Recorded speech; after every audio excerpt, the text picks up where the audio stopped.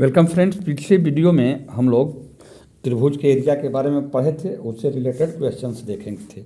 आज हम लोग चतुर्भुज के बारे में पढ़ेंगे। चतुर्भुज जो है सो चार भुजाओं से घिरी हुई आकृति होती है, जैसा नामे से पता चलता है। तो कोई भी चार भुजाओं से घिरी हुई आकृति जो है सो चतुर्भुज है।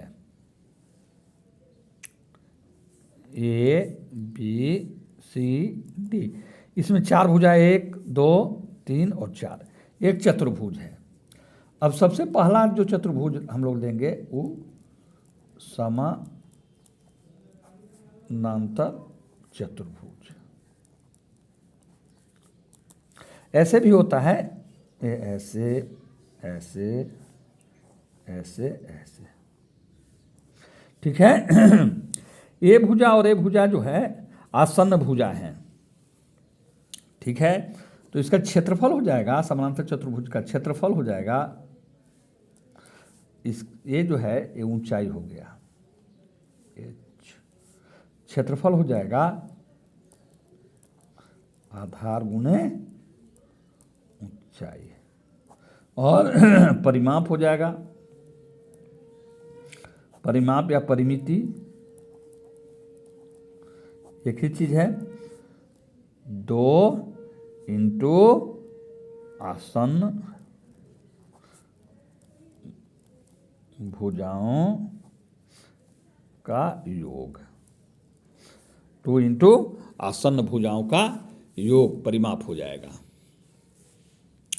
इसके बाद आयत, आयत दूसरा लिखेंगे आयत,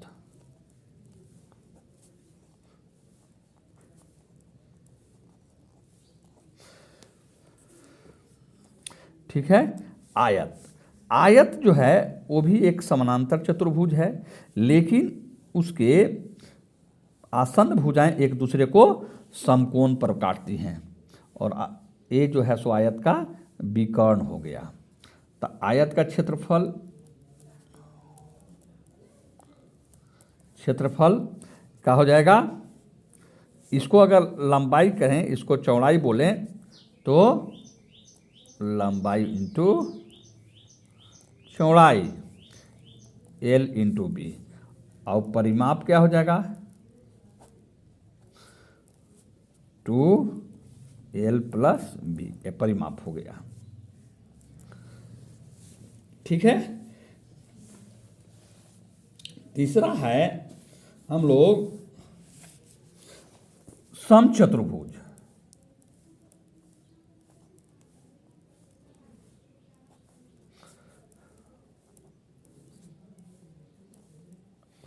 रोम्बस समचतुर्भुज, वैसा समांतर चतुर्भुज जिसके विकर्ण एक दूसरे, रोम्बस जो है सो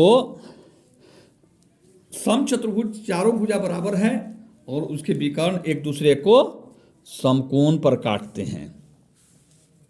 रोम्बस के विकर्ण एक दूसरे को समकोण पर काटते हैं। सभी भुजा बराबर, इसका गुण है सभी भुजा बराबर तथा विकर्ण समकोण पर क्या करते हैं, काटते हैं।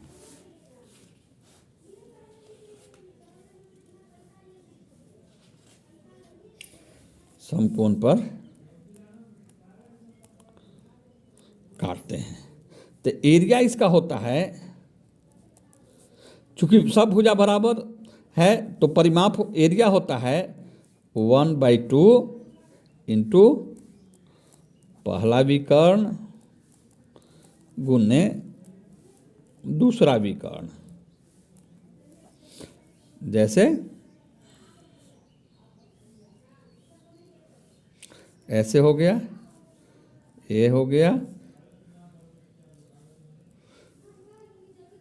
समांतर चतुर्भुज में आमने सामने की भुजा बराबर और समानांतर होती हैं, याद रखेंगे। इसमें सभी भुजा बराबर है, ये हो गया D1 और ये हो गया D2, तो 1/2 इंटू D1 इंटू D2 और परिमाप क्या हो जाएगा 4 इंटू भुजा, चारों भुजा बराबर है इसलिए 4 इंटू भुजा हो जाएगा। अब अगला हम लोग देखते हैं वर्ग स्क्वायर। वर्ग में क्षेत्रफल होता है, वर्ग क्या है, वर्ग भी एक समांतर चतुर्भुज है जिसके चारों भुजा बराबर। याद रखेंगे आयत में आमने सामने की भुजा बराबर और आसन्न भुजाओं एक दूसरे को समकोण पर काटते हैं। वर्ग में चारों भुजा बराबर और प्रत्येक कोण 90 डिग्री का होता है। क्षेत्रफल होता है भुजा का स्क्वायर और परिमाप जो हो जाएगा 4 इंटू भुजा होगा। ठीक है। और वर्ग का अगर कभी विकर्ण दिया रहे और क्षेत्रफल निकालना रहे, अगर विकर्ण दिया रहे, विकर्ण क्या होगा, अगर विकर्ण दिया रहे क्षेत्रफल निकालना होगा तो क्षेत्रफल बराबर विकर्ण का स्क्वायर बटा 2। विकर्ण ए है, देखिए विकर्ण कैसे निकालेंगे, ई एक्स है तो क्या हो जाएगा x square plus x square हो जाएगा अंडर रूट 2x स्क्वायर, तो x रूट 2 हो जाएगा। ठीक है, ये विकर्ण हो जाएगा। अब अगला जो है, एक अगला चतुर्भुज जो है वो है समलंब चतुर्भुज, ट्रेपेजियम। अगला है हम लोग समलंब चतुर्भुज देखेंगे, समलंब चतुर्भुज।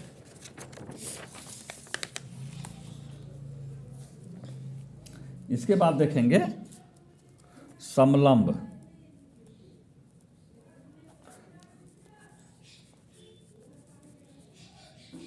चतुर्भुज। समलंब चतुर्भुज में जो है इस टाइप से केवल 2 भुजा जो है सो समांतर होगा। तो समलंब चतुर्भुज का क्षेत्रफल जो है, इसका क्षेत्रफल जो है 1/2 गुने ऊंचाई गुने समांतर भुजाओं का योग हो जाएगा। माने ए भुजा और ए भुजा समांतर है तो समांतर भुजाओं का योग होगा। ठीक है।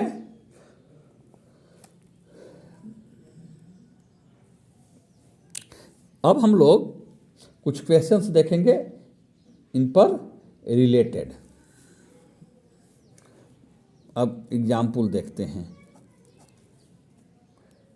अब जैसे कि बोलता है कि एक कभी कभी ऐसा भी करके चतुर्भुज देता है, ऐसा करके और लिखेगा चतुर्भुज, तो इसको समझना कि समानांतर चतुर्भुज है, समानांतर का साइन है। ठीक है। अब समांतर चतुर्भुज का आधार, समांतर चतुर्भुज का आधार 9 सेंटीमीटर है तथा ऊंचाई 4 सेंटीमीटर है,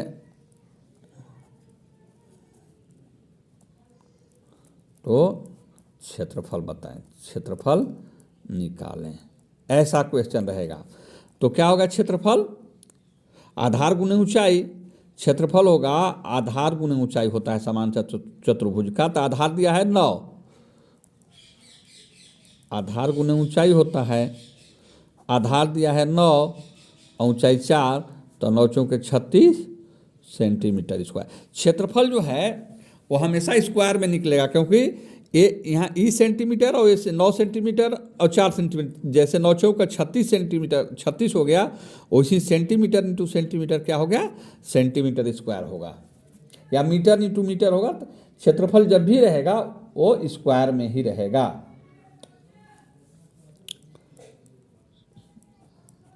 अब देखिए एक समचतुर्भुज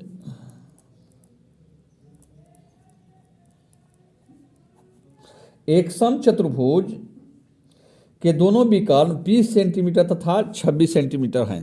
सम चतुर्भुज के दोनों विकर्ण क्रमशः 20 सेंटीमीटर तथा 26 सेंटीमीटर हैं। तो क्षेत्रफल बताएं। तब क्या होता है क्षेत्रफल? 1/2 इंटू D1 इंटू D2, या 1/2 पहला विकर्ण गुने दूसरा विकर्ण, 1/2 20 इंटू 26 13, 13 दूनी 26, 260 सेंटीमीटर स्क्वायर। यही आंसर हो गया। अब जो है